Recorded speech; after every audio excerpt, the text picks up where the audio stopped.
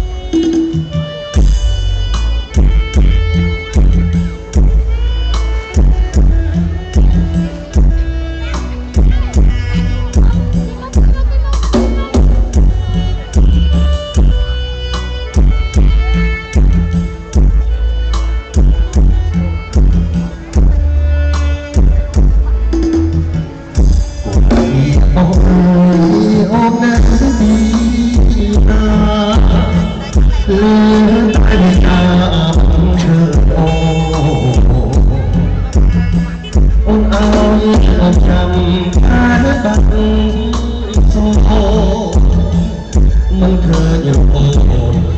ตัวเรื่องใ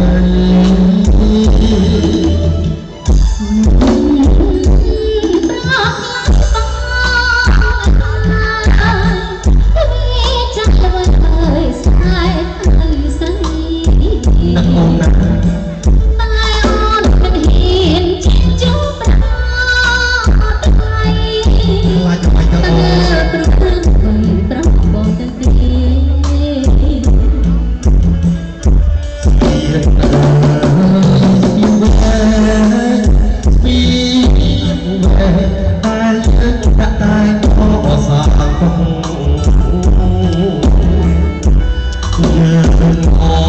กเนียชอ